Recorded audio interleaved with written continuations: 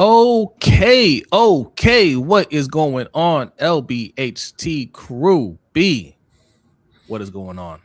Very cold. Very cold. It's very cold. You know, when me and Hendo be doing the shows in the morning, it's like it's single digits, 8 degrees, 9 degrees. I thought we were done with this in Maryland. Well, it's only 13 right now, so yeah, it's almost doubled. How warm do you want it? Listen, y'all, it is Wednesday. Happy Wednesday. Hope your week is going well, but if not, hopefully it gets better starting right now. We are streaming live on YouTube, Facebook, and Twitch. So wherever you're watching us, make sure you hit that like button, follow, subscribe, all that good stuff. If you're listening to the audio form of this, we put this out on Thursday at lunchtime. So we hope you're enjoying your lunch break. Make sure you leave a 5-star review over there. All right. Speaking of Hendo, there's Hendo right there. What's going on? What's up, Hendo? Appreciate you coming through. Disrespectful in the chat, man. Who's this? Just Aloe. Oh crap! They started on time. We always start on time. Just Aloe. Adelia's back, so yes, we're on time. All right. When Adelia's not here, I mean, can't look. You've come to expect us to be late. All right. So I don't know how many times I have to tell them on time is when the show starts. Who else we got in the chat here? We got Dr. Kush. Salute. Appreciate you, Dr. Kush. Says we in here. The Ravens should pursue former Cleveland Browns DC Jim Schwartz as their new DC. We'll talk about that. We're going to talk about all that in a second. There's a lot of drama going on with that. We're going to break it down. Praveen says Brandon Ayuk is expected to be released by 49ers. No, you have to scream it like him. No. Okay. Praveen, I just want you to know, like, you're lucky we haven't unleashed Nightbot again. All right. Nightbot would have deleted your all your caps. He'd have shut that down. He'd have shut everything else down. I have a question. Urban Culture Hendo, why aren't you up on the screen, huh? Okay, so I should clarify because we're getting two different sets of viewers. We're getting the morning show viewers, and we're getting the primetime viewers. Okay, this is the primetime show. What me and Hendo do is Monday, Tuesday, Wednesday at 6:15 a.m. This is only supposed to be a test run. Look, honestly, it was supposed to be 15 minutes. It was supposed to be a 15-minute show. Okay, then we bumped it up to 30 minutes. Then holidays came and snow days, and we kind of spoiled y'all with hour and a half, things like that. But the show is supposed to be a quick 30-minute show just to get you started on your day and just the first 3 days of the week. All right. But it has taken off. You guys have really been showing up and supporting. We appreciate that. So, we're building off of that. But no, Hendo doesn't normally do this show. He was on last week, though, wasn't he? He was on last week. So I get the confusion. Listen, we all work together. So that's why you have to be subscribed to everybody. Us, Roll Pod, Ravens Talk with Yolanda, Coach Evans from Sip to Tally, and more Sip to Tally. All right. You got Deep Cover Podcast. You have Sutton and Alex over on Purple Rain Podcast. I think they just finished streaming too. So subscribe everywhere because you never know where you pop up. Nitro for the Monken show. I see we found Hendo's burner, Mr. Black Ice, and we need to be on the morning show. Nice try, Antoine. I told B, listen, I am considerate of B's sleep schedule, so I don't force it upon him, but I tell him, hey, if you're ever up early, hop on the stream. And I told y'all also very early on in the process that I will be on as soon as y'all donate $200 in one show. At that point, I will be on the. Now it's in one show. That's what I said. It was always that. It was always that. I said, you hit up the Cash App for $200, and I will be on the next show. Yeah. Okay. All right. So there you go, Mr. Black Ice. Let's see how bad you want it. Irvis said the government is insane, Brodny. What's the guys? I don't get that. Why is the government insane? What did the government do to you? Controlling the weather. Yeah, or you're talking about Minnesota, what's going on in Minnesota? Yes, they are insane. What's going on, Just Aloe? Hello, LBHT crew. Hope everyone is well. And Unkind Ravens fans, says Monken talked smack about the Browns organization the last time he was there, if I'm not mistaken. I don't remember. When you're the Browns, you can't hold grudges on stuff like that. Yeah. You'll have a real short list. Yeah, they don't have a lot of options. Killer says Hola Jose and mucho gusto Brodny. Nice to meet you, Cam. Hey, what's going on, Grill? Salute to you. Who else is in here? DDSQ. Salute. Black Ice, we got you already. JR, good to see you. Who else is in here? Slim, what's good? He's saying he getting a shot to Henna. He ain't even saying what's up to us. That's what I did. That's all right. No, he got us right here. He said, fellas, I'm just messing with you. Yes. We got we got Zico Kage in the house. What's good? We got Ty Riggs. Salute. Man, I really appreciate y'all, like, just the turnout, man. I'm glad you guys enjoy this content because we enjoy doing it. No matter what's going on during the day, there have been days where I feel out of it. I told you I feel out of it. Yeah. But as soon as we hit start, go live on this, my energy level's up. It's look, when you're talking sports and you're around people that you like, endorphins kick in. You know what I mean? Rave the Fana, what's good? He says, I wish I could make it to the morning streams, but I'm 3 hours behind you guys. That's no excuse. So it's Ferris, and he's on the show, right? Hey, Rave the Fana. Hey, listen, it's like those shirts saying everything. Nobody cares. Try harder. Hey, no. Enjoy your sleep. Watch the replay. We know it's early, and you can leave comments.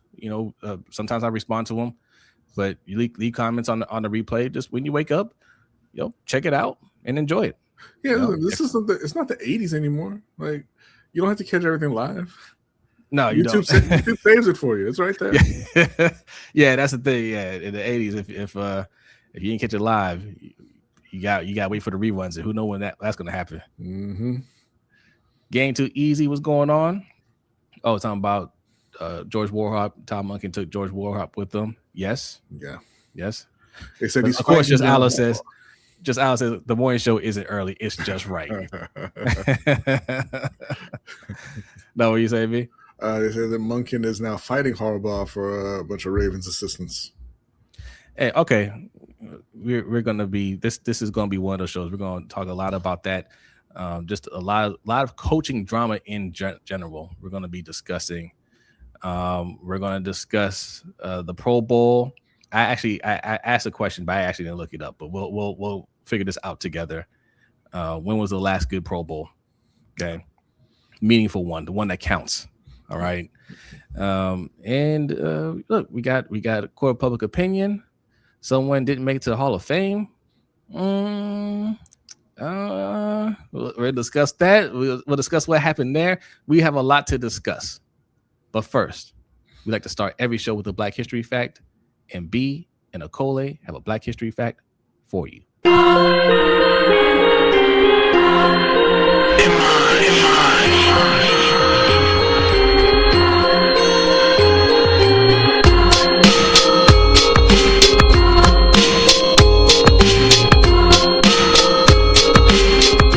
Now this week on the LBHT Black History Fact, Phyllis Wheatley's life stands as one of the most remarkable stories of early America.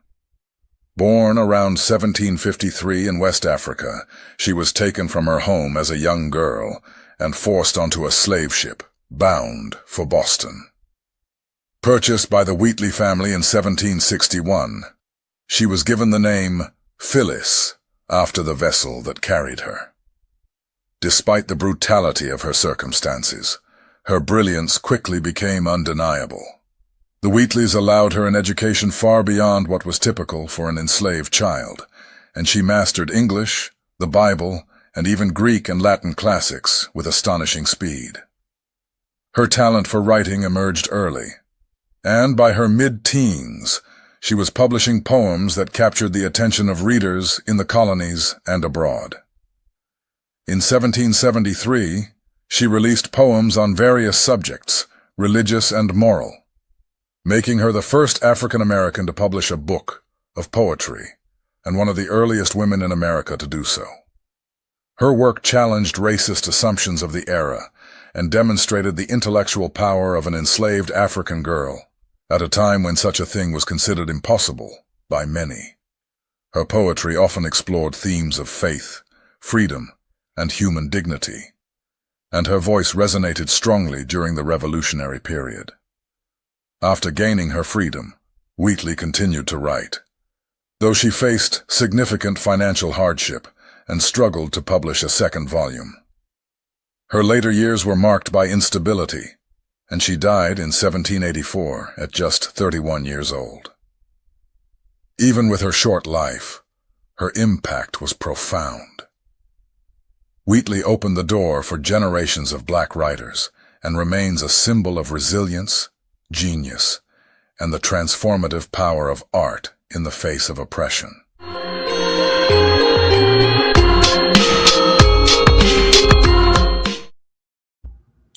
Salute to the Black History Fact. Thank you very much, Hendo, for sending that in. Appreciate it. Thank you, Hendo. Thank you.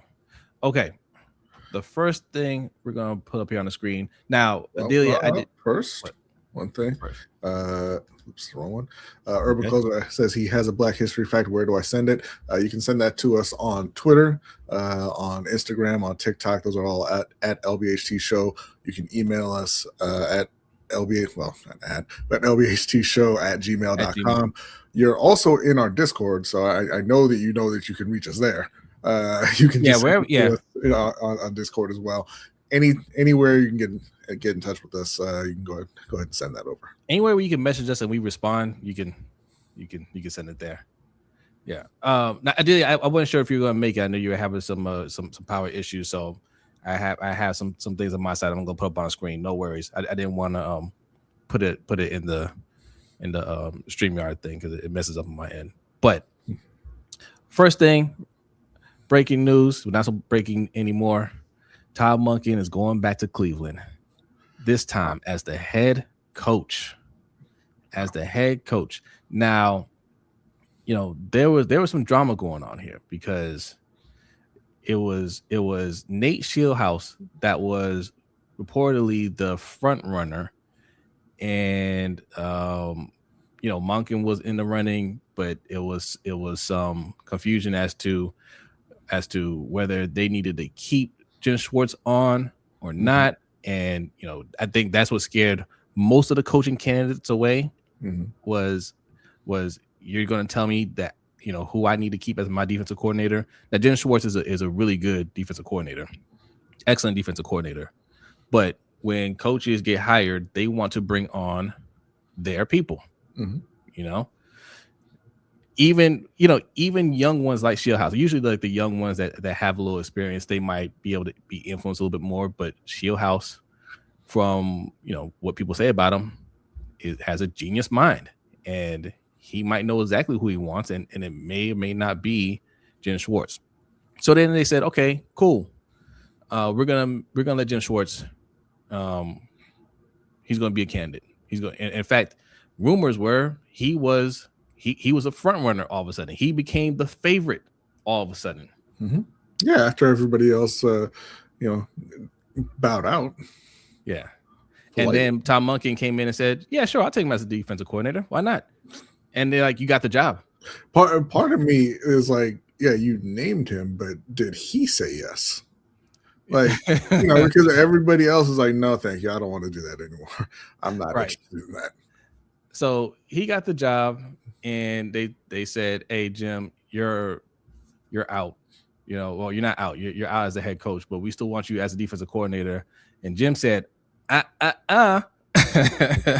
According to Tom Pelissero, after the Browns informed defensive coordinator Jim Schwartz this morning they were passing him over to hire Todd Monken as head coach, Schwartz was visibly upset, said goodbyes in the building, and told other coaches he's not coming back, sources tell the insiders. Schwartz is under contract, and Cleveland wants to retain him, but his future is now unclear. Now, this is awkward. This is just awkward. And it's funny, like there's this similar situation going on over here. I told you about that story at a job of somebody we know. Very similar situation. Listen, man. I know you want to keep him. I know that was your plan, but if the man says it's head coach or bust, then there's no other option. He's not a young coach. How old is he? Probably in the 60s. Probably. You know, he's been coaching for a long time.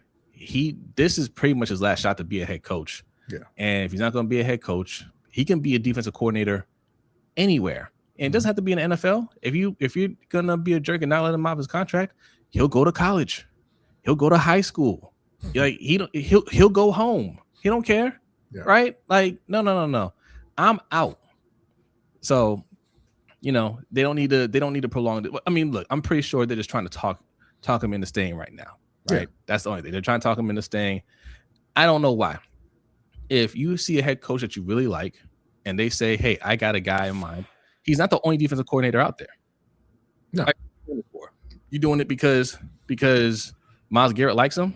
He'll like the next one. You're doing it because it took you a lot of time and embarrassment to land on Todd Monken, and you don't want the same amount of time and embarrassment trying to find a defensive coordinator when you thought you already had one locked up.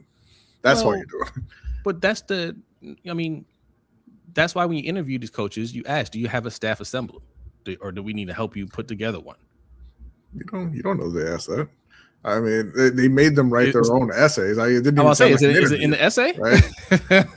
you giving them homework and everything. Like, put together a coaching trip. I don't know. Like they're not doing things the way that most organizations do them. So I wouldn't assume that they asked Todd about who his staff was going to be. Hey, Felipe Moreno said he's studying for med school, listening to the best podcast. Hey, he says, Jose, respect mentor. I respect mentor. I didn't say anything disrespectful about mentor. And good luck, Felipe.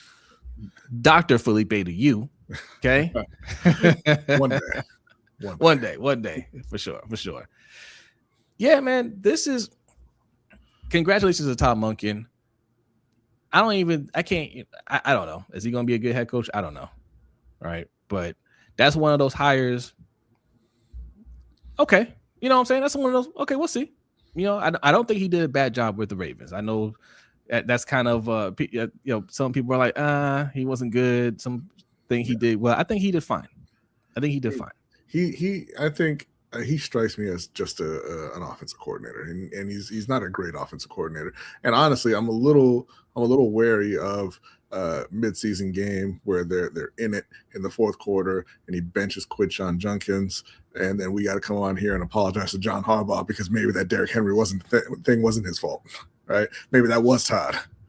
If that was, then John Harbaugh must have the worst luck in the world, because the same thing happened with Marty Morningway, same thing happened with Greg Roman, and then the same thing happened with Todd Monken. Then he just has bad luck, or he has a type. Or he has a type, yeah. It is what it is. But we'll see. Yeah. So, do I have another thing here? I imagine that Todd will be looking for employment in 2 years. Yeah. Okay. Well, we'll see. I mean, I'm rooting against him. He's in our division, so sorry, Todd. It's nothing personal, but. A major shakeup in the AFC North. It really should have been all four coaches, all four jobs looking for coaches. Yeah, but the Bengals held on to theirs. I'm fine with that too. But listen, Mentor is in a nice position. If he can coach, he's in a nice position. George Warhop, I think we mentioned that earlier, will also be joining Todd Monken in Cleveland, which makes me wonder. Your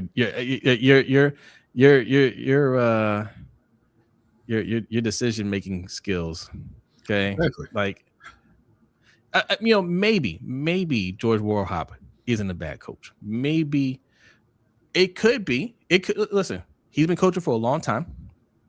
I haven't heard before coming to Baltimore that he was a bad coach. Maybe he was just like Monken. He was dealt a bad hand. Right? Maybe it's one of those things where he tried his hardest to coach Falele. Tracy's here. What's going on, Tracy? What's up, Tracy? Maybe he tried to coach Falele and Voorhees, and they were just terrible. And Harbaugh would not start anybody else. Right? That maybe, but also the Ravens did not retain him. So no, new coach, even good coaches, when a new regime comes in, sometimes they don't get retained. Yeah, sometimes. I mean, but they went out and they hired a good offensive line coach. I'm not making an excuse. I'm not making an excuse. What's it, Drenell Grimm? I'm not making an excuse. I'm just saying maybe, right? He did poorly here. That's why he has to go. I'm not saying we should have kept him. I'm just saying maybe without the influence of Harbaugh, you see better results. But he's got the influence of Todd Monken, who is apparently the same guy. Yeah.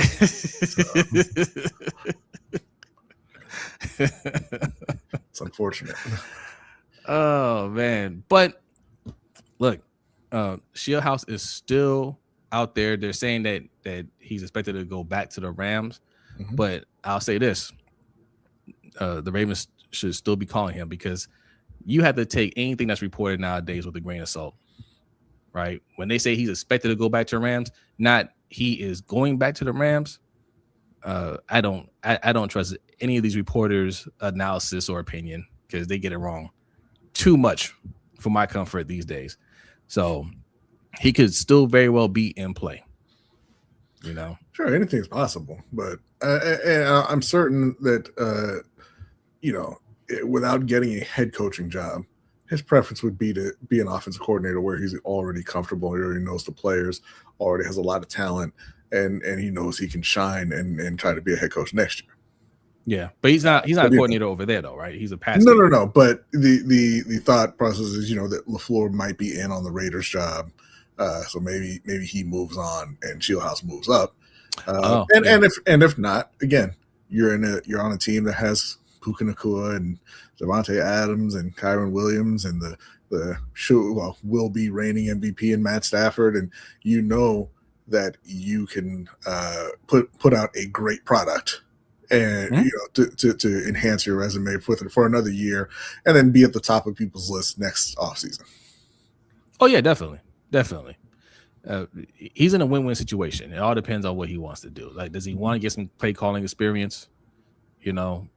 Maybe, but who knows? It all depends on the relationship he has with McVay and that staff, and it really depends on what he wants to do. But he'll be employed. I'll tell you one thing. Imani, what's going on? Go ahead. I'm saying what's up to you, Imani. If I were an assistant coach, coordinator, position coach, or anything, you could not tear me away from Sean McVay's side until I got a head coaching job. I'm staying right next to Sean until somebody is paying me for 5 guaranteed years to go and see if I know how to coach. Well, I'm sure the change in pay will heavily influence you. Listen. Until somebody's giving me a head coaching job with those 5 guaranteed years, I'm staying right next to Sean. How much do you think pass game coordinators make? Not a whole lot, but neither do coordinators. Some do. Some do, but those are the very established ones. And that's not him. If I'm making, I don't know, what would it say, $400,000 as a pass game coordinator, and somebody says we'll give you $2 million to be offensive coordinator. And then Sean says, you know what? One more year of $400,000, and you're going to be making $30 million guaranteed when you get that head coaching job. It could be 1 year as an offensive coordinator making $2 million. It could be, or it could be 1 year as an offensive coordinator, and oh man, he's not who we thought he was. Yeah, but that's what I'm saying. I'm not going to take the chance. If I'm coaching Lamar Jackson, I'm absolutely taking the chance. Well, I mean, this is not specific to the Ravens. Just in general. In general. Like, listen, if the Raiders call me up and they're like, hey, you want to be an offensive coordinator? I'm like, nah, son. Even if the Raiders called and say, hey, we're going to pay you $20 million a year, I don't believe you can cash that check. No, he got money now. He sold a big chunk of the team. He's good now. He just didn't have the money back then when he needed to get rid of John. But he got it now. So that check's going to clear. But I'm just saying in general, not specific to Baltimore. If I'm coaching with Sean McVay, I am continuing to coach with Sean McVay until I get a head coaching job. What's up, Shug? Thanks for coming through. All right, let's get a couple of these in here. It says, I read somewhere Shieldhouse is choosing to stay with McVay. Yeah, that's what we're just talking about. The Browns browning again. What's up, Big Reg? Yeah, the Browns, man, Reg? Just they cannot get out of their own way. They can't get right. Like you have what seems to be, and now granted, we don't know how good any of these guys are, but you had guys interested, but you're pushing them away. Write an essay. What? No, I'm good. And even the ones that are like, okay, I'll write the essay. All right, now you have to keep the defensive coordinator. Like, yeah. You know what they should do? They should move the team out of Cleveland again. That was very successful last time. Right? What's going on, Stretch? What's going on, Yolanda? Thanks for coming through. See, Iron Addict, salute. I'm just saying, the last time they moved the team out of Cleveland, that team won 2 Super Bowls, right? And they've been praised as one of the best organizations in the league for the last 20 plus years. Try it again. Yeah. I know that doesn't help the fans in Cleveland, but screw them. Now, the Ravens made a couple of moves, and I like the moves that they made. They hired their O-line coach, Ledford. Is that his last name? Dwayne Ledford? Yes. From Atlanta, and the assistant O-line coach from Atlanta, too, and I forget his name. Flaherty. Flaherty, yep. Pretty good move. He's a highly regarded coach, and Atlanta's O-line was pretty good last year. Yeah. So I think that's a major boost, especially if we're bringing in some. Well, I mean, we already have younger O linemen on the team, if we're bringing in another young or a couple younger O linemen, that's a great coach, coaching duo to help them, transition to be a good unit. So, and of course, they hired the defensive backs coach from Notre Dame. Who Haruki Nakamura. Mickens. Yeah, Haruki Nakamura, Ravens and Panthers legend, said is one of the most loyal and most competitive people he's ever met, and thinks it was a fantastic hire. Where is Nakamura? What's Nakamura doing these days? He was looking good, man. He looks like he was chilling. He was on the where'd you run into him at? He was on the Ryan Ripken show. Oh, I was gonna say, like, you ran into him at Target or something, or? I don't think he's shopping at Target, man. He could be. He could be, but he could be. I ran into a couple of Ravens players where I work at. They just be chilling. Yeah, but you don't work at Target. No, but they be walking by Starbucks and stuff like that. You know what I'm saying? You don't have any other options. Like Starbucks is the only coffee. It's like Demolition Man with Taco Bell, right? you can't not go to Starbucks. And Mun, what's going on? Thanks for coming through. Let's see. Stretch says, did y'all see Schwartz say he's not rejoining the team after hiring Monk? Yeah, we talked about that. He said he was highly upset and that he didn't get the head coaching job. Yeah, we spoke about that. He told everybody goodbye and he won't be coming back. And you should take him at his word. Yeah. Okay. Like, maybe you can talk him into staying, but at that point, you got throw more money his way, obviously. You don't want to have to Miles Garrett somebody twice in 3 years, right? Right. Because it doesn't matter how happy he is when he gets that raise. He ain't going to be happy 6 months later. Right. Just like Miles Garrett. You paid Miles Garrett like a quarterback, and he was like, I still hate it here. Yeah. I'll take the money, though. Yeah, I get quarterback money. I broke the sack record, and I'm highly upset. Cleveland sucks. Jardell, what's going on? Says O-line coach might be too good. EDC might get cute with the draft picks, thinking he can coach them up. I would say if it was prior to John Harbaugh being fired. Maybe, but make no mistake, EDC is on a hot seat. Listen. Make no mistake about that. I don't think he's going to play around. He's not going to get cute on the year where he's on a hot seat. None of that matter. He don't need to get cute. He can't draft. Well, we're going to find out. Lineman. Hey, listen, we're gonna find out what he can actually do. Right, like he may not have been probably motivated before. You might be absolutely right, B. You might be absolutely right. He might just suck, or he took his feet off the desk he straightened up his back and he said, "Let me look at this scouting tape." Right. And you might see the best of EDC. Well, you're going to see the best of EDC, whether it's good or bad. So maybe he might do his job this year. I'm just saying that, like, look, whether he's a good GM, bad GM, whatever, they all have strengths and weaknesses, and he's shown that O-lineman not one of his strengths. You know, he has other strengths, but O-line has not been one of them. Outside of the top of the draft, he got Linderbaum in the first, he got Rosengarten in the second. Everything past that was been real bad. I think Bredesen's solid. Bredesen was solid after he left Baltimore. I guess you could say that, sure. Yeah, I mean, yeah. Powers was Powers his pick? When did we get Powers? I don't think Powers was. I thought he came in the same. I thought we drafted him the same, before, but I can't remember for sure now. I think we drafted him the same year we drafted Justice Hill. I think that was Hollywood Brown, Justice Hill, Ben Powers. Am I right, Joe? I can't. I'm not 100% sure. I thought he was before, but I'm not 100% sure. Yeah, he's not. But he's not great. Yeah, I'm not sure what would you say. What would you say he's really good at? What would you say his strength is? I think he's good on interior D lineman. Okay, I think he's good at drafting secondary. I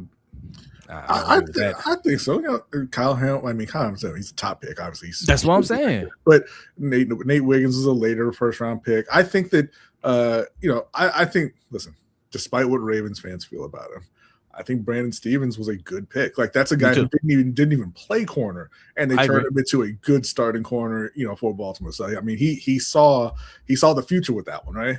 I think TJ Tampa, is going to be a solid player. I think even Jalen Armour Davis could be a solid. Like, if he ever stopped getting hurt, could be a solid player. Obviously, Caillou Blue Kelly, he is lockdown. Reg, right? Come on, Reg. Like, I don't see it in the chat yet, but I thought you would have had him on that already.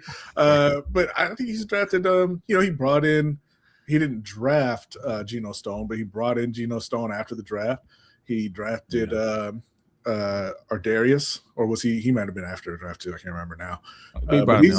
He's and then obviously Braid, and everybody loved Braid and Kane, even though they got. Yeah, okay. But I think he's done a good job with the secondary and the interior D line. Outside of that, we've had some issues. Yeah, okay. Like, he's been better at drafting wide receivers than his predecessor, but not good. I mean, I guess that might be his. I'm not sure if this is strength. That might be what he's best at. He's drafted a lot of DBs. He's drafted a whole lot of DBs. But yes, the ones that you're talking about, I will say they're hits. TJ Tampa, we're projecting a little bit. He hasn't actually done it. Yeah. But I feel good about TJ Tampa. I'm not gonna lie. See, Iron asks Powers was Giro. Well, no, Giro didn't make picks. But Giro was here. That means that was under EDC. Yeah, no, it was his first year. He got Ben Powers. Okay. Iman Marshall. See, that's what. If you looked at the list of all the DBs, oh no, Geno was a 7th round pick. Okay, so you did draft him. Okay, but yeah, so in the next year you drafted Broderick Washington in the 5th round. Ben Bredesen and Tyree Phillips though in the 3rd and 4th. That's why I say the O line not so good. Interior D line, he had Matabike in that draft as well. I think he's been pretty good there. Yeah. So I mean, we'll see. But he's going to put his best foot forward. We got Emory Jones. Yes, Jay, we got Emory Jones. But again, Jay, you're projecting. So y'all got Emory Jones. EDC is fine if Emory Jones can play. Right. I have a good feeling about Emory Jones, but we have to see him actually go out there and do it. Right. And listen, we still need another guard. That'll take care of one guard spot. We need another guard, and we need to re-sign our center that people are saying the 49ers might steal away for buku bucks. For not very much money at all, actually. Yeah, I know. Pay that man. If it only going to be 18, man, Carolina need to call him. This is one of those things where, okay, I understand the priority is getting Lamar's deal done. One, get it done. Go ahead and do that now. 2, go ahead and make Linderbaum the highest paid center in the league. Right? Do that now. I don't care if he had a down year. You know he can play. We know that we can't replace him. Mm-hmm. So go ahead and make him the highest paid center in the league for now, because they're always going to change. And you don't have to worry about center. Then you can go into free agency and try to get 1 or 2 guards, which shouldn't be hard. That will improve this O-line. All right. So you can go into the draft with, a little more flexibility in terms of what you do in the first round. I still think either tackle, right, or trade. Like there's a tackle, or if you can get Mekhi Lemon, somebody like that's cool. But I say trade that pick and try to get a proven player. Right. Yeah, I would say, I would say go with the wide receiver, get the playmaker, but like, again, they have not proven to be able to scout wide receivers well. And it's not even the thing about where they're picking, because again, Hollywood was the first wide receiver taken in that draft. Yes. And he was just the 5th or so best wide receiver in that draft. You just missed on those guys. I still think I wouldn't be mad at Jeremiah Love at all. If assuming they take care of the O-line in free agency, which is what they should be doing, right? Yeah. If you get that solid and you go out and you take a player like Jeremiah Love who can be your future, every down back, but also help in the pass game right now, and just be a playmaker again that you're kind of lacking. I think that would be great for them. But they have a lot of ways that they can go. Just better not be a corner or safety. Baseball Lifestyle says, how old is Ozzie? Is it too late to bring him back? Ozzie is still in the building, and we do not want him back. Ozzie was pretty cooked before he left. He had one last hurrah. Don't ever forget that he took Hayden Hurst before he took Lamar Jackson. Like, he gambled your franchise quarterback so he could take a 30-year-old baseball player. We could have very easily had Mason Rudolph as our starter. Right, that would have been the next best option at quarterback if we didn't get Lamar Jackson there. So, I mean, he ended his career with a bang, but no, I wouldn't risk it again. I think it's a different age. The football that he knew isn't the same. I know he's still in the building. I know he's still scouting and whatnot. You can leave him in his role, but no. If he wants to make one more special guest appearance to fix your O-line, yeah, I'll allow it. But he can't be the full-time GM. Yeah. We took Hurst over Calvin Ridley, Lamar Jackson, DJ Moore, a few players. I think over Derwin James also, maybe. I think you're right. Maybe. Cali on Wheels, what's going on? Says, I wouldn't be surprised if they kept those 2 sorry-ass guards starting this season, knowing their terrible play would affect Linderbaum play and contract negotiations. Well, Falele is a free agent, so they would have to actually sign him. He would have to really make an effort to fail there, right? So I don't think Falele is coming back. Well, he's talking about this past season that they kept him as starters. Ravens fans, they have this thing about Baltimore that they sabotage players to cut down their value, and I say no, they don't. They just don't pay you. Yeah, they just don't pay you. Yeah. I mean, you're like, they'll get paid. You hit free agency, you'll get paid. They just make bad decisions. Oh no, Derwin went before them, but I can't remember where they had their pick because they had traded back. But they traded back twice. No. They were 17th, right? I thought they traded with the Chargers for Derwin, I think. Yeah. Okay. I could have sworn they traded back twice. I know they traded back at least once. They might have.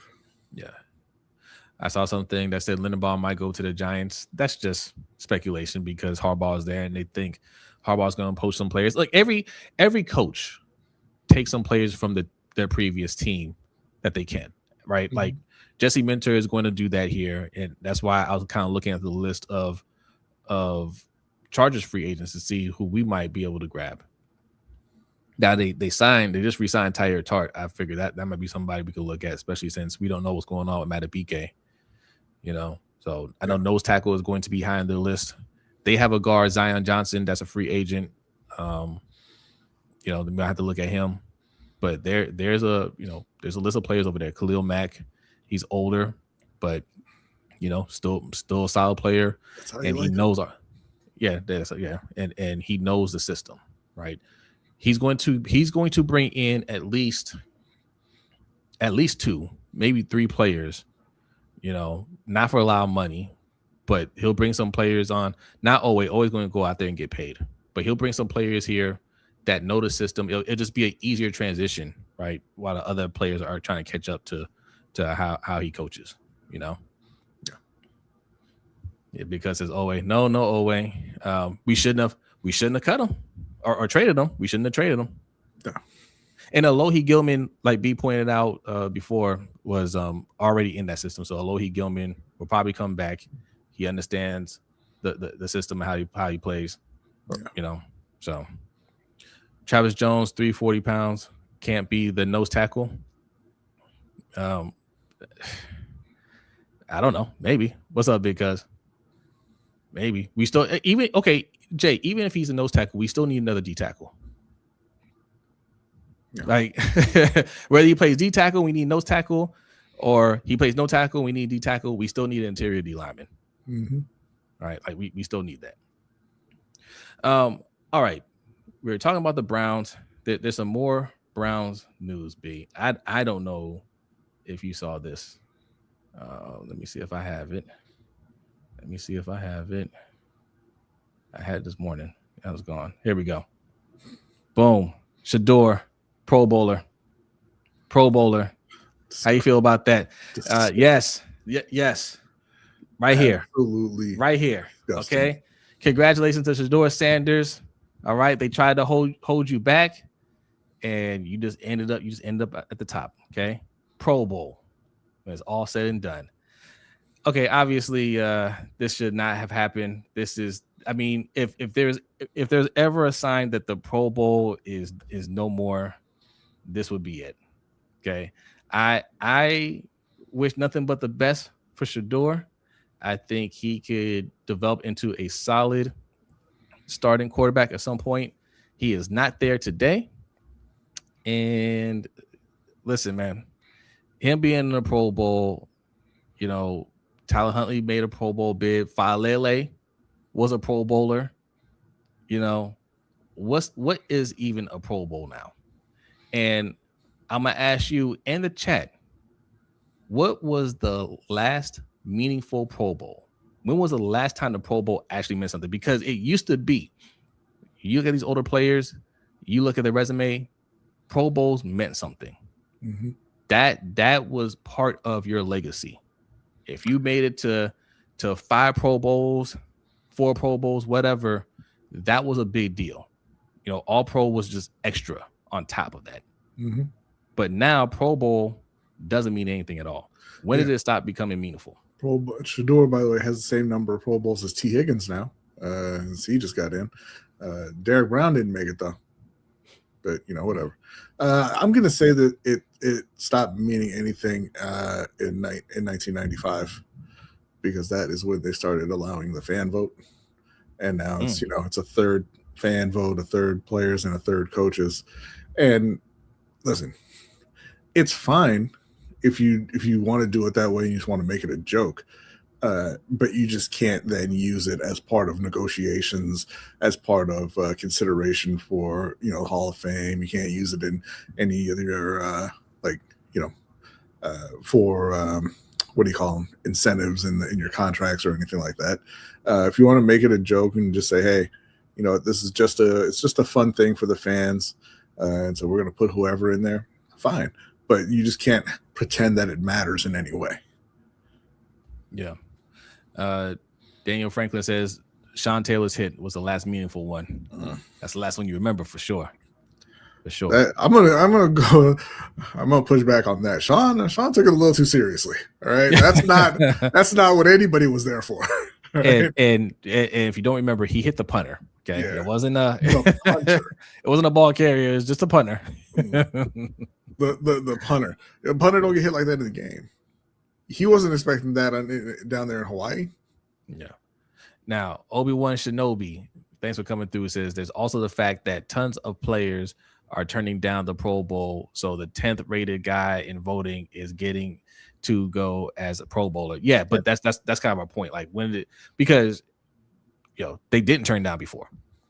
Right. They didn't turn down before, and it used to be an actual game and it meant something. Right. Mm-hmm.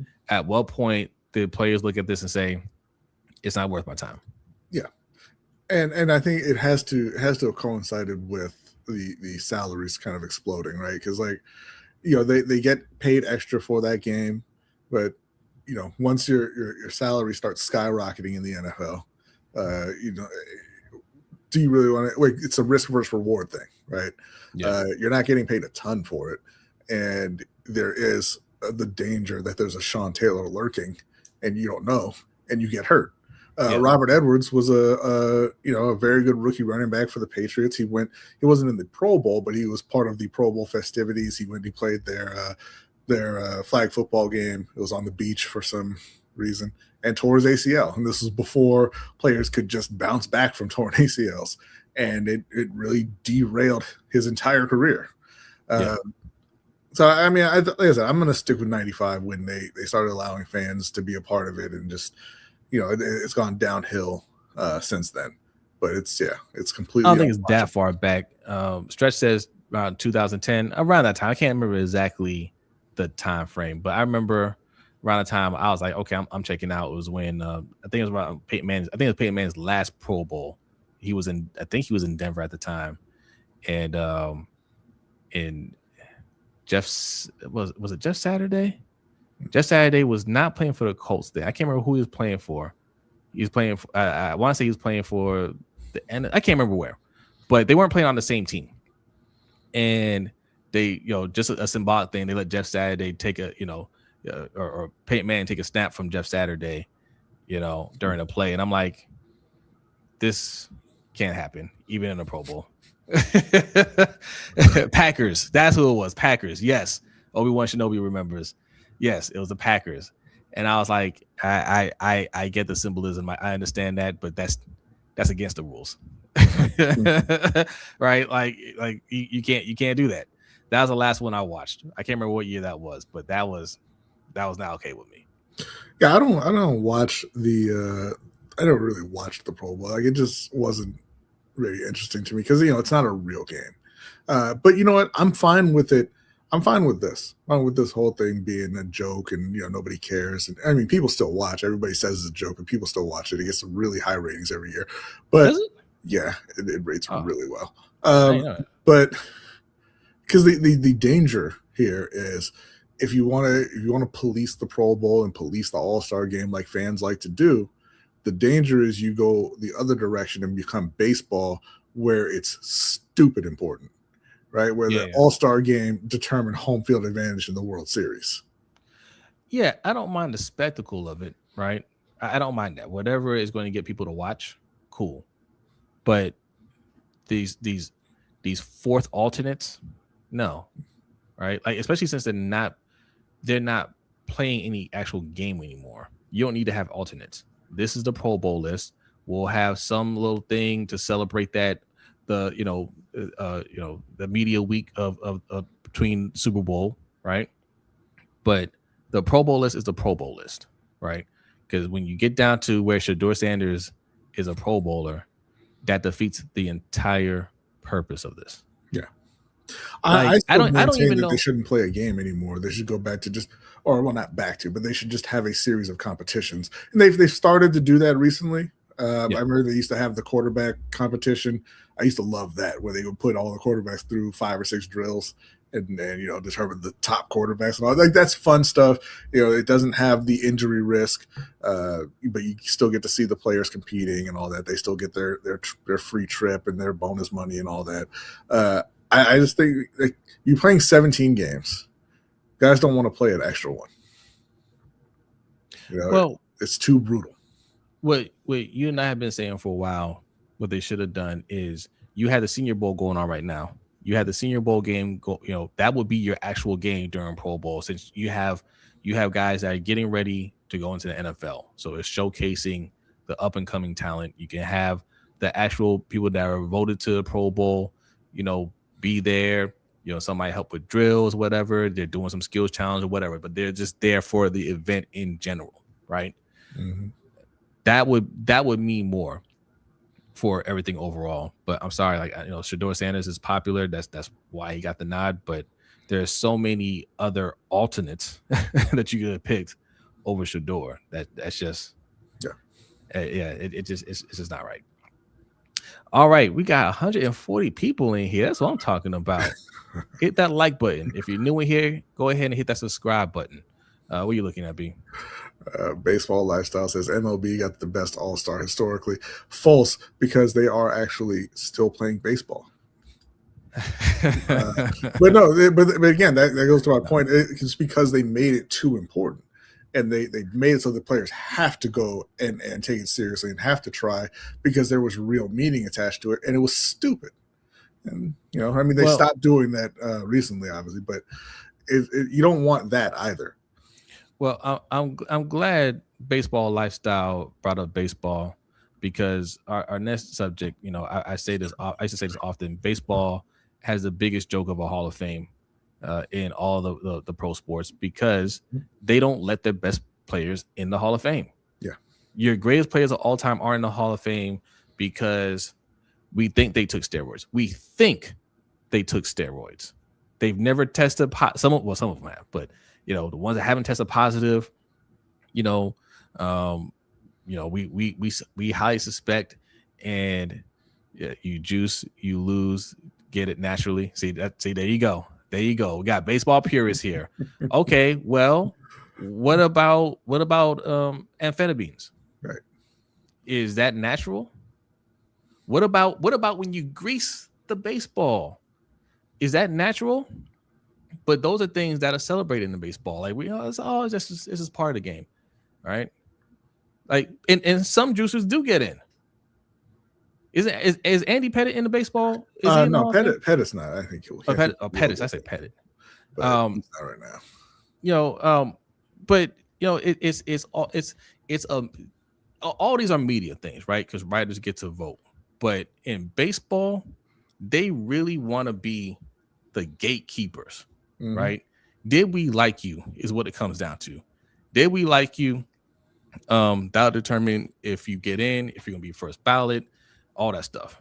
Big Papi is in the Hall of Fame and he tested positive. There you go. Right? Very selective. So it's the biggest joke. It's the biggest joke. But baseball said you can tell if you play who's cheating, who's not, in my opinion. In your opinion, yeah, okay, you could tell. Can you prove it? I mean, and maybe you can tell, or maybe you're just jealous because you can't do the things that they do. I mean, my thing is, so what? Like what? Like why is some? Okay, baseball lifestyle. You clearly you're a baseball fan. Why is some cheating okay and some isn't? Yeah. Like why is greasing a baseball more okay than taking steroids? Or taking amphetamines? Why is that more okay than taking steroids? Right? You're altering equipment or you're altering your body. Like none of that should be. That's Buck Undercover. That's what I'm saying. All this to say, the NFL is trying to give MLB a run for their money. Okay. Yeah, no, I think they caught him. in one fell swoop, they caught him. In one fell swoop. We have, oh no, see, I knew I was going to do that. Hold on. Hall of Famer Shedeur Sanders. Hall of Famer Shedeur Sanders. One Pro Bowl, and they put him in. He's still playing.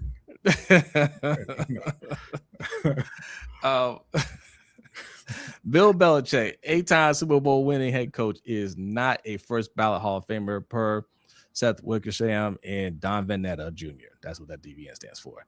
Bill Belichick fell short of the 40 out of 50 votes needed for induction to the Pro Football Hall of Fame in his first year eligibility.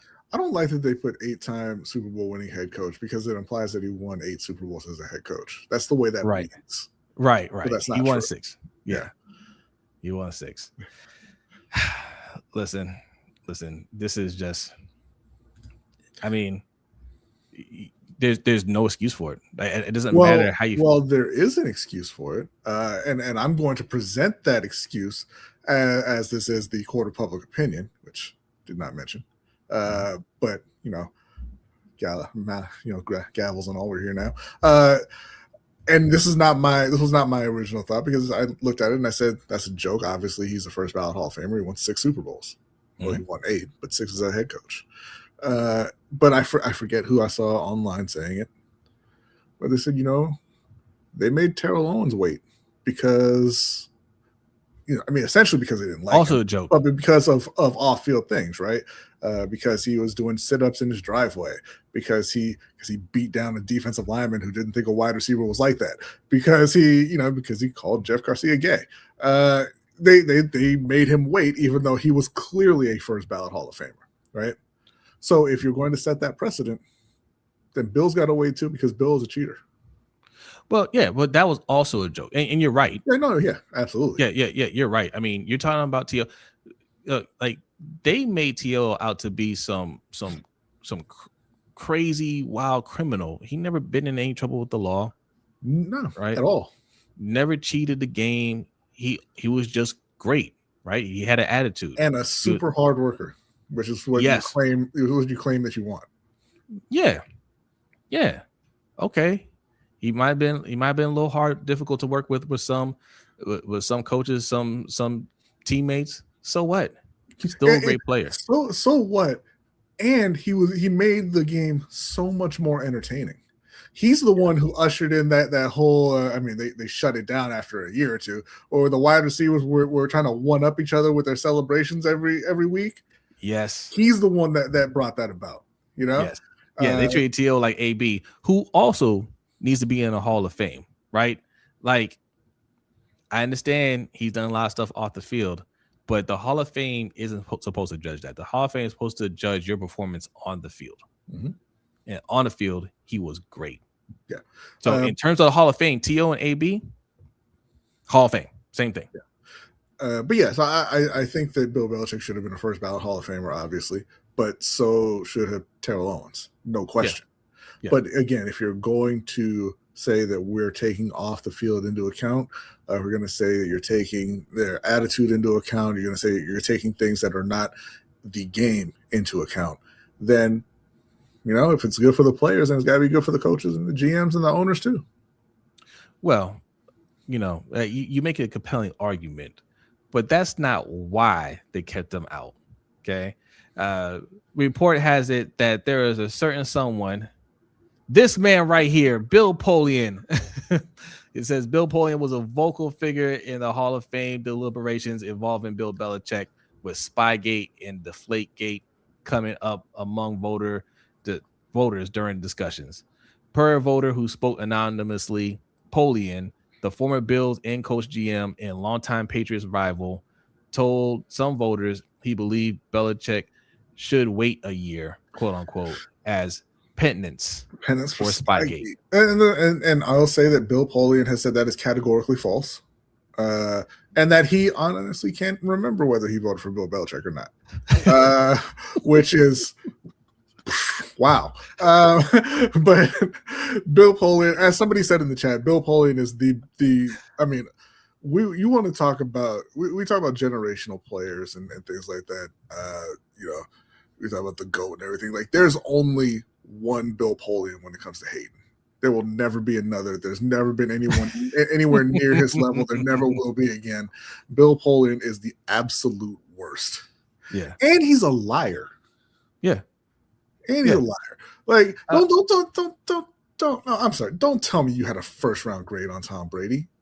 Don't do that. You're lying. Right. You're lying. Because you know what? If you thought that Tom Brady was that good, that you had a first round grade on Tom Brady, he was that guy, why didn't you draft him before the 6th round and trade him? Listen, Bill Polian is a Hall of Fame GM. He was a GM for the Bills when they made their 4 Super Bowl in a row appearances, right? 4 Super Bowl appearances in a row. He was the GM for the Panthers their second year. They went to the NFC Championship, and obviously he was a GM for the Colts with Peyton Manning and in their whole run. right? So yes, he's highly respected. Whatever. But he's also the person that said Lamar Jackson, he has him evaluated as a wide receiver, not a quarterback. Mm-hmm. Right? Like, even your great ones, at some point, you got to say, yeah, all right, man. You all right. You know, you had your time. We're not going to really, listen to you. Okay. That's Bill Polian. Bill Polian is just talking now. You don't listen to him. You respect what he did in the past. You don't listen to him. Why does he still have that kind of influence over voters? I don't care about Spygate. Well, listen, I care about Spygate. I hate the Patriots. Like they listen. They and this is no joke. They robbed several teams of Super Bowls. They cheated, and they were caught cheating. It was proven that they cheated. If you were going to meaningfully punish them for that, the time to do it was when you caught them. Then. Yes. Not 20 years later when their head coach is trying to go into the Hall of Fame. All right. Well, that's what I mean. You took a pick away from them and fined them an insignificant amount of money. No, take their trophies away. They cheated. Well, that's what I mean when I say I don't care about Spygate. Like, it's too late for that now. Yeah. Like, at the time, they got caught multiple times. Yeah. Like, Spygate was just for which time? Was that I can't remember which time it was.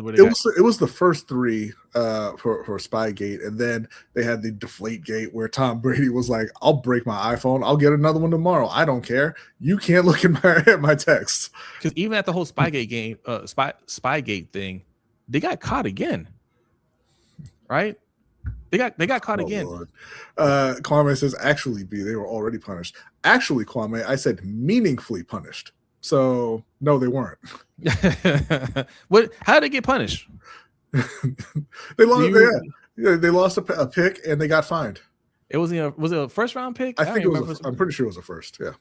Yeah. I mean, come on. I mean, they were winning Super Bowls, so they lost a 32nd pick. Oh no. Right. Oh no. What are they gonna do? Yeah. No. Like the list. The last draft pick is what he said. Yeah, the last draft picks. Yeah, that's not enough. Right. Who cares? You already won. Losing the draft picks means nothing. I can't pronounce his name. I don't want to mess it up. DT. What up, DT? DT. Thank you for subscribing. Yes, there you go. Appreciate that. Yes, 140 people in here, man. I appreciate y'all. Hit that like button. And if you're new, subscribe like DT. Just subscribe. Also, let me take a second and we'll continue this discussion. Patreon.com/LBHT Show. All right.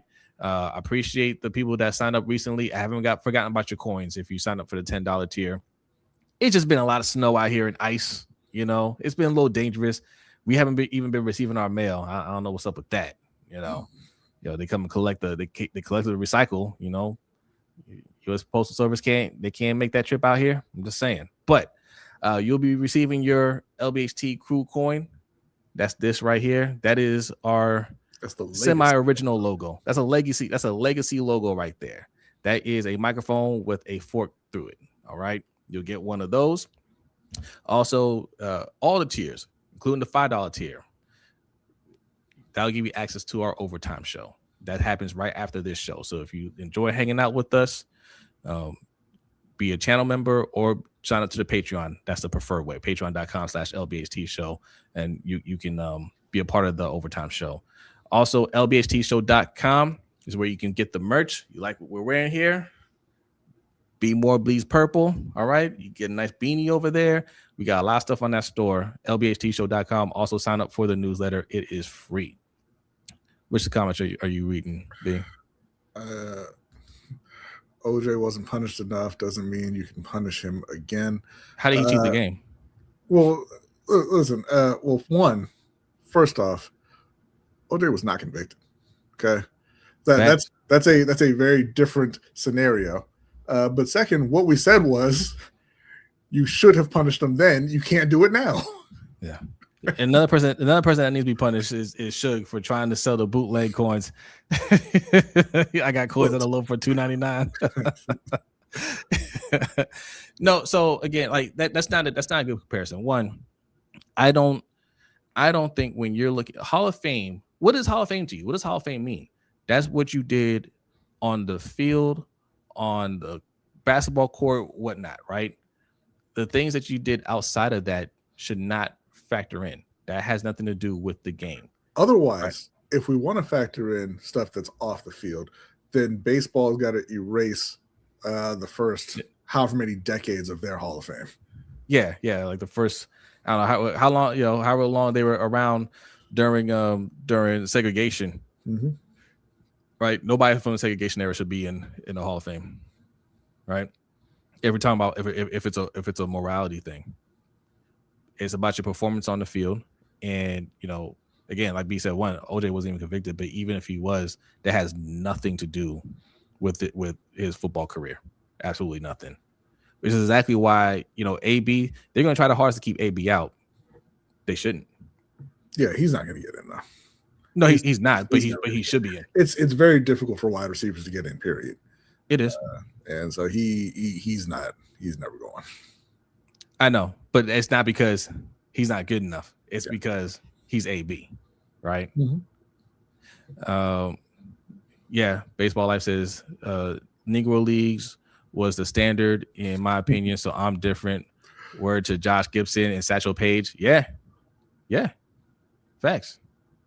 But they were segregated. So like how do you validate people like Babe Ruth and whatnot? But they didn't play the best. Yeah. So what's up, Pay the Bills? At the absolute worst, Belichick should go in as a first ballot, and you put an asterisk by his name. Nah, I don't believe in asterisks either. That's a baseball thing. People, when the whole steroid thing was going on, people were like, oh, put an asterisk next to it. No, just put him in. Right. Especially, let's be real about it. This whole thing came about because of Barry Bonds. They only wanted to keep Barry Bonds out. If we're being real about it, right? They only wanted to keep Barry Bonds out of the Hall of Fame. We all knew Mark McGwire and Sosa were taking steroids. Nobody had a problem with that. Yeah. Nobody had a problem with that. When Barry Bonds came through, it's like, I'm going to crush their records. Then it was a problem. He's cheating the game. Let me tell you why steroids is so bad. It's so bad. And then he was like, a lot of people take steroids, right? And then they had a lot of investigation, and then you had the unlikeliest hero of all, Jose Canseco. Yeah. That Mitchell report came out. They did not want to release that Mitchell report, right? I love people like Jose Canseco who nobody wants around, and he's like, I'm going to insert myself into this situation and make myself the star. Yeah. And there's nothing you can do about it. Yeah, that whole steroids thing was only meant for Barry Bonds. Y'all about to make me get on them roids. Chill, I'm still playing. You play baseball? Oh, okay. All right. Shout out to you. Wait. Are you do you play in a rec league or are you a baseball player? Either's fine. Yeah, Baseball no, there's nothing wrong with rec leagues. That's great. But if you're a baseball player, I'm gonna need an autograph from Shohei. All right. Kwame said, happy ending Robert Kraft Bear not getting the Hall of Fame first. Hey, that too. Right? Yes. Yeah. Cheating shouldn't be acknowledged. This is weird. Cheating should be acknowledged, but the punishment needs to take place while they're playing one. Okay, are we talking about Barry Bonds, Drenell, or are we talking about Belichick? Right? Because the punishments happen and they were slaps on the wrist. So you already made your statement then that it wasn't a big enough deal, right? They even destroyed the tapes. Yeah. They even destroyed the tapes. So if it wasn't that big enough deal to really do something meaningful, then now's not the time to do it. You could have banned him back. You could have banned him back then, and he wouldn't even have the Super Bowl. You could say, hey, you know what? Right. This is too egregious. We gotta ban you, or at least ban you for a little while. Yeah. You know what they do in college when you find out you're cheating? They take your wins away. Now, we all remember watching USC curb stomp Oklahoma, but that's not what officially happened. Yeah. Right. Now, if you once that's out of living memory, they're not champions anymore. Yeah. Now, if you're talking about Barry Bonds was never proven to be a cheater. Right? He never tested. He never failed a drug test, so he should be in as well. Just because there was some leaked testimony, that's That's outside of baseball, right? That you can't litigate. You can't litigate that in MLB. Yeah. You know, so yeah, I don't think. Yes, cheating should be acknowledged, but how were they punished? You know, if they were properly punished during their playing or coaching days, and they still turn out to have a great career. Like if he was banned for 2-3 years and came back and was still winning Super Bowls, still a Hall of Famer, right? If he's banned and he comes back and he never won again, and all he had were the Super Bowls that he won prior to getting suspended, he probably isn't a Hall of Famer. Says Belichick, the Pro Football Hall of Fame is not the same governing body as the NFL. So that would mean that they're not the people who conducted the investigation and saw all the evidence and et cetera, and decided what the punishment should be, right? Like, what is the point of them punishing him 20 plus years later? Or I mean, however long it's been, probably not that long. But they may not be the governing. Kind of like what we're saying, right? They may not be governing it, right? But the NFL sent the message that it wasn't that big of a deal. The only thing you can do as a governing body is look at the performance. So yes, so in the case of Pro Football Hall of Fame, no, they shouldn't factor in cheating, right? You factor in it's the NFL's job to litigate that. It's the NFL's job to litigate that. They say, hey, we caught him, we punished him, now he's good. All right, we're looking at what you're doing, how you're performing on the field. Right? The rest of that stuff, that's up to them to decide how serious it is or not. Yeah. I hope that answers the question. Shook said, I'll never acknowledge cheating.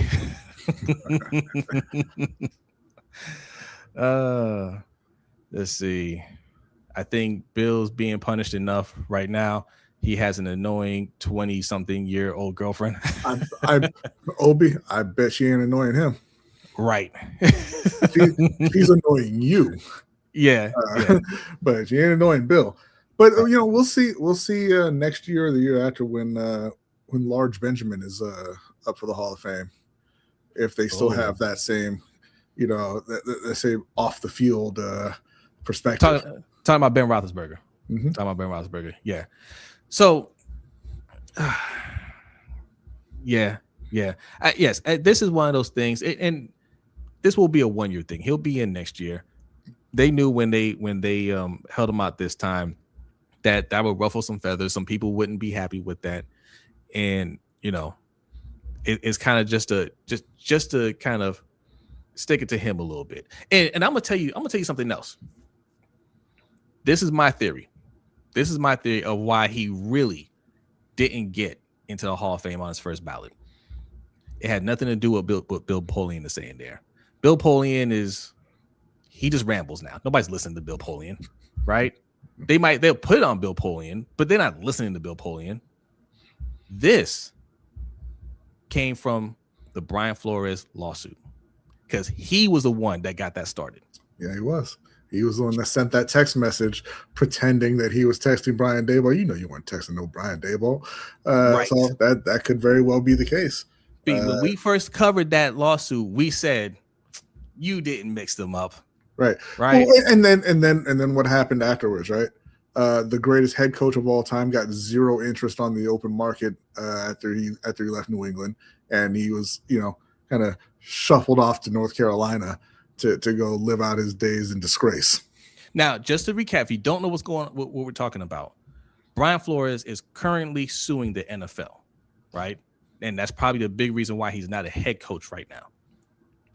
How that started was he was set to have an interview when he left the Dolphins. He set the interview with the Giants, right? The Giants had already interviewed Brian Daboll, and they were going to hire him, right? They decided that before they interviewed Brian Flores. Now, the Rooney Rule says you have to interview at least one black coach before you make any decisions on coaches or whatever, before you hire anybody else, right? So they already said, hey, we're going to hire Brian Flores, and we'll go with this sham interview. You can't do that. Yeah. You can't do that. Bill Belichick caught wind of that, sends a text to Brian Flores because they both coached under him, right? Dayball and Flores. I'm not 100% sure. Hey, I was like, Kwame says he was also in the 70s. Hey, how old Pete Carroll? But who coached in the NFL this year? But let me finish this point. Yeah. But anyway, he sends a text to Brian Flores, says, "Hey, congratulations on the Giants job." Brian Flores says, "Hey, what are you talking about? What are you hearing? Because I haven't interviewed yet." And Bill responds back, "Oh, my bad. Wrong, Brian. I meant to text Brian Dayball. He got the job. Sorry about that." Yeah. Okay. That wasn't, in my opinion, that wasn't accidental. Right. That was him saying, "Hey, they're doing something wrong here. You might want do with that information as you will." Right. And like B said, and that was the catalyst for the whole lawsuit that Brian Dayball filed. Flores. Or see, well, maybe he did mix it up. I just messed up. That was a whole catalyst for the Brian Flores lawsuit. And not coincidentally, that Bill Belichick didn't get another job after that. And now he's not a first ballot Hall of Famer. I believe that's the reason why he's not a first ballot Hall of Famer. Right. Now, you haven't heard this anywhere else. You don't hear anybody else talking about this. Tomorrow, when you hear people start picking this up in mainstream media, just put the word out that came from LBHT Show. Okay, let people know that that's where it came from. Yeah. Now, the other part of this, since Janelle was asking if cheating should be acknowledged, absolutely not by the Hall of Fame, because one, they didn't punish anybody. Nothing happened to Bill Belichick. Yeah. You just didn't put him in your little museum until next year. Yeah. Okay. But what you did do, if you're paying attention to social media, is torpedo any credibility your organization has. Yeah, that's the thing. That's why I don't like it, right? Nobody likes Bill Belichick. He's not a likable person, unless you play for him. But apparently, if you play for him, he's great, right? But no, man, like he doesn't have a lot of redeeming qualities in terms of how he treats people outside of his circle, right? Mm-hmm. But that shouldn't matter, right? It's all on your performance on the field. That's what you need. That's what you need to focus on. All that other stuff, you're letting your personal feelings on somebody alter your opinion. It gets in the way, and you're supposed to be above that when you're voting on things like this. He was a shoo-in to be a first ballot Hall of Famer. He's one of the greatest coaches, if not the greatest coach of all time. This cannot happen. No. Right? And nobody is in, like you said, all the reaction is this is stupid. Yeah, because you're not going to do that to Tom Brady. Right. He was part of those teams. Right. He's a media darling. You're not going to keep him out. You're not keeping him out. Especially Deflategate, right? You got him on tape saying, "Hey man, take some more air out of this one." Right? It's like this whole thing is just dumb. Dumb and this is the definition of shooting yourself in the foot. Yeah.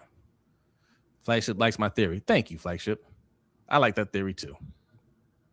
It really does feel that way though, because after that lawsuit, that's the last time you saw Belichick coaching in the league. I don't think he's going to get another head coaching job in the league. And now that Spygate was a while ago. Yeah. This lawsuit is active now. Mm-hmm. All right. So yes, we'll put on Bill Polian. Bill Polian ain't gonna remember this conversation tomorrow. Right? Like I don't want to laugh, but he said he didn't remember if he voted for Bill or not. He probably did. He said, "Wait, I was talking about Robert. Bill Belichick? I don't remember. I don't know."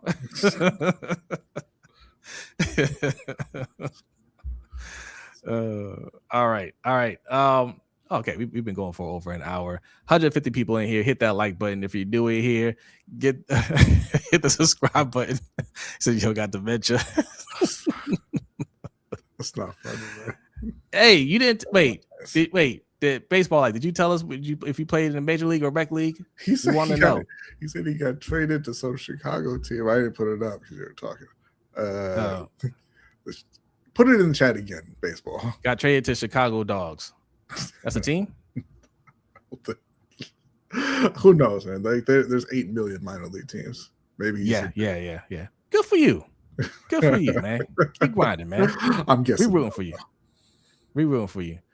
Deshaun Watson is coming back. Yes, Praveen. Deshaun Watson. He's not going anywhere. He's got an airtight contract. They have to pay that out. Yeah. We believe you. We believe you, man. Good for you, man. We wish you nothing but success. Seriously. Absolutely. Seriously. Yeah, Deshaun Watson, they can't get out of that contract. Everything for Cleveland is going bad. That's why I said they need to move the team. You know that there's no chance of winning there. He was a top 5 quarterback. Unquestioned. He was a top 5 quarterback and one of the best people in the league. Right? Both of those things were true about Deshaun Watson. And then Cleveland got him, and they're like, this is a scumbag, and he's never seen a football. If you go through our archives of videos, you will remember around that time where they signed Deshaun Watson, right? They outbidded all these other teams and gave him a fully guaranteed contract. Teams were mad, like, oh, you can't do that for a player. We were here defending Cleveland, saying, no. Now they're serious. Now Cleveland is being serious about their team because Cleveland has always had talent, right? They always they've done a solid job drafting other skill positions. Defense is good, right? They had young talent there. What you're missing is a quarterback, and they've never been able to hit on quarterback. Now you got a sure thing at quarterback. At the time, he was top 5, right? Like he was that guy, and you do whatever you have to do to get your franchise quarterback. There's no regrets in doing that, right? This is what's going to make them a competitor. We said all these things back then. But then I also said, now, if it doesn't work out, that would be the most Cleveland thing in the world. If he ends up going to Cleveland and he just can't play and they're on the hook for all that money, that would be the most Cleveland thing in the world. And that's exactly what happened. I wonder who will be a starting QB, Imani says. I believe it will be Pro Bowler Shedeur Sanders. I mean, listen, it could be, but I think they're probably going to take a swing on one of these guys in this draft. Could be Tyson. Yeah, they should. I mean, I don't know why you would take a swing on any of these guys, but if it's just Shedeur and Dylan Gabriel, you probably want to add something to that room. Right? We laugh at it because it's Cleveland, but honestly, I to this day, I totally get why they did what they did. Like that, yeah. I can't say that was the wrong move. Like all the stuff came out afterwards, and then he just didn't play again. But that wasn't the wrong move. That's bad luck. Now what's going on now? You have 90% of your O-line hitting free agency. That's not good. You're scaring away all your coaching candidates. That's not good. And they're not coming back to play for George Warhop. I'll tell you that. That O-line is about to scatter. Yeah. God's favorite wants to know, so Watson doesn't play another down there or anywhere for that matter? I don't think so. I think he's done. I think he's just collecting his check and then he'll be out the league. Yeah, probably. I mean, he's going to be 30. He hasn't played meaningful football, or he hasn't played well since 2020. He hasn't played more than 7 games since then, and he's played poorly. If he's healthy, they might be like, "Hey, get out there. We're paying you a lot of money. Get out there." We're a couple years removed from all that controversy, and we got a whole new coaching staff here, and clean slate, as clean as it can be. Get out there and play. Tony, thank you for the super chat. I appreciate that. It says, controversial question: do you think black players play better under black coaches or white coaches? Seems like they want to prove to whites and just put up with blacks. Tony, I believe you. Thank you for the super chat. I believe you asked this question on Coach's channel as well. No, I don't think so. I don't think it matters your color. I think it all depends on the personality, right? There's some black coaches that players will run through a wall for, and there's some that just aren't good. And the same thing with white coaches. You might think that to be the case is because black coaches don't get the same opportunity as white coaches, right? So if a black coach doesn't do well, that's amplified more than the white coach that doesn't do well. But historically, black coaches do better than their white counterparts. Yeah, performance-wise, because yes, because they have to, right? They're not going to get the same opportunities as the white coaches. So, and like you said, the mediocre black coaches don't get head coaching jobs. Correct. Although we're starting to see that now, Aaron Glenn. Thank you very much. Trailblazer. Gotta love it. I'm rooting for Aaron Glenn, man, but no interceptions? 0. Came back though.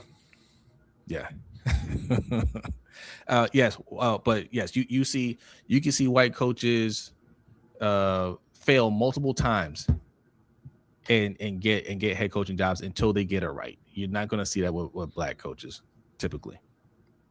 But thank you for the question. Oh yeah, see, baseball life is right. There's no such thing as a mediocre black coach. You're either excellent or unemployed. Mm-hmm. Ain't that the truth? It's not a weird question, Kwame. It's not a weird question. Hey, we discuss these things on here. We discuss race. We discuss social issues. Like we discuss those things when need be. So if you have a question like that, bring it up. Yeah, bring it up. All right. It's time for. We have one question, I believe. Submitted questions. Wow. Yeah. I've been reading it for a couple of minutes. I'm trying to get to the question. AKA Young Wild, my man leaves some novels on here. Appreciate it. I'm gonna skip the first part. That's disrespectful. But he said the discourse about Josh Allen made him wonder about what constitutes a championship caliber roster. Josh had a top 5 O-line, a number 1 rusher in the NFL, league leader in yards after catch. Leaving out the defense for right now, just talking about the offense. His question is, do you guys believe Lamar has ever had a Super Bowl caliber offensive roster? And if so, which years? Maybe 2019 with rookie Hollywood, Seth Roberts and Willie Snead and Mark Ingram, or 2023 with Gus, who was out of the league a year later.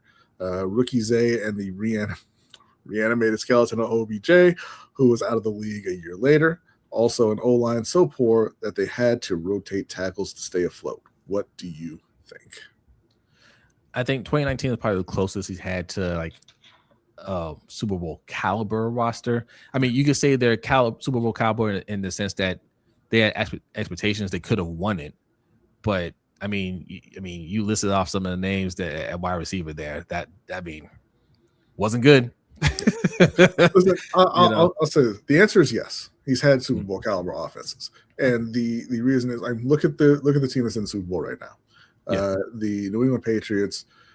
Stephon Diggs is still a good receiver. He's not the Stephon Diggs from a few years ago, in Minnesota and early on in Buffalo.